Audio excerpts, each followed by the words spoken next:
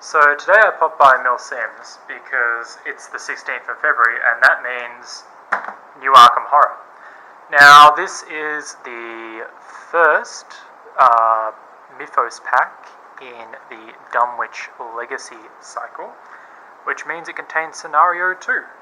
One thing I actually like about this as opposed to some other LCGs is that they have a number for the pack, which in other LCGs is fine because you have the card number, but in this game not so much because, and this might change with later packs, the card numbers aren't consistent, because say in Netrunner I can go, there's the second lot of 20 cards, therefore it's the second data pack in the cycle.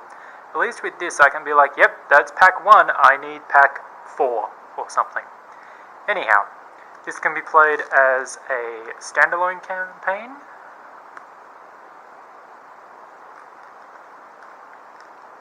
This can be played as either standalone or campaign in the scenario The Miskatonic Museum. Let's just quickly open this up.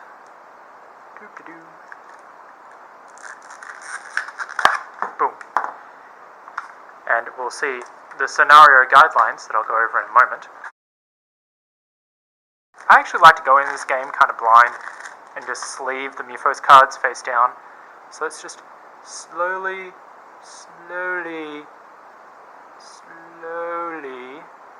boom. And they go off to the side to not be seen. Okay, so there's about 2 cards per faction in here, which is nice. It's a nice little addition.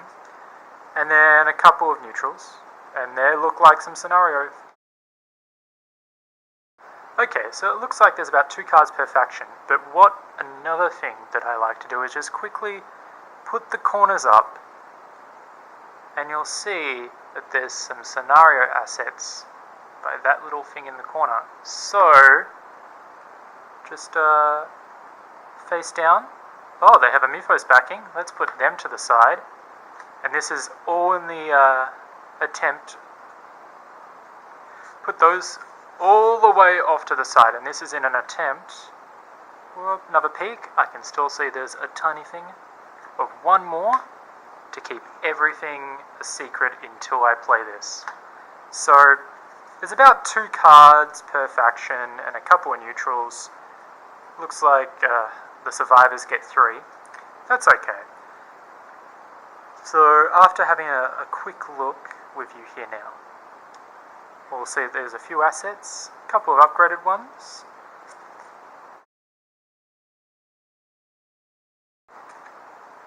Given I'm playing the Dunwich Legacy with my friend Matt, he is playing as Wendy Adams and I'm playing as Zoe Samirez. So the first thing I'm going to look at is the blue cards, of which these don't seem so bad, because healing is always good. A couple of other things. Now, Zoe can actually have 0 level cards from any faction, so have a quick look at some of those. I'll give a full description of these later, but with Matt playing Wendy, I have to have a look at some of the red cards as well, and look at the artwork on that one. Damn, that's freaky. Now, some of the things that are unique in this cycle of cards, although it may come up later, because you never know, they're very open with some things, with game mechanics in this, is the ability to exile a card. Is that going to focus? There we go. The ability to exile. In this case, you exile Flare. And that essentially means that you buy this with experience and then you rip it up. Don't rip up your card. Don't literally rip up your card. But it gets returned to your collection, which means you have to buy it again. So it's a one use only. And you'll see that pop up a few times, I think. The other thing is a victory value on player cards, which hasn't really been seen before. You see it on a lot of encounter cards, the Mythos cards, and locations, so monsters and locations, but never really before on a player card. And as far as I can see, It doesn't seem terrible, but at the same time, of course, you're drawing cards from the top of the encounter deck. This could go horribly wrong. That's always a thing. But like I said, I'll go more in depth with that in a moment. There seems to be a few different ideas here, which look pretty good. So this is the overall setup before doing most of the randomization for the scenario. The cards are covering most of the text so that as I show this, a lot of stuff doesn't get spoiled. Now, what you first need to do is to take one of the exhibit halls, of which there are 6, and they all have this backing.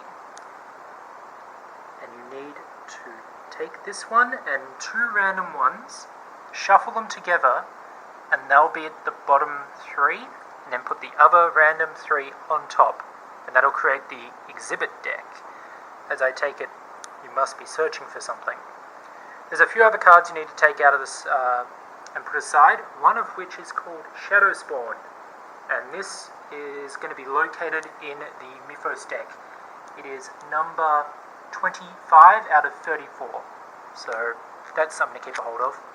You'll be asked to take one of 2 security officers and one of 2 administration officers and put them into play, and take the other 2 and put them off to the side somewhere, as well as the museum halls, and you all start at the museum entrance. So there's 4 locations, and given I haven't played the scenario yet, I'm guessing you might have 2 of these in play at once, but mainly you have these 4 locations and 1 or 2 off to the side. Again, you have your agenda and act, and I've turned the scenario card face down, so again, there's no spoilers. In addition, your Mythos deck is made up of these 6 symbols, of which you'll see a few are actually in the core box, as well as the Dunwich expansion. This kind of snake with wings is the expansion symbol for the Miskatonic Museum. So that's this set's expansion symbol. In addition, if I skip some of the setup, boom, you'll come to standalone mode, and that's the bag you'll have to create for standalone mode.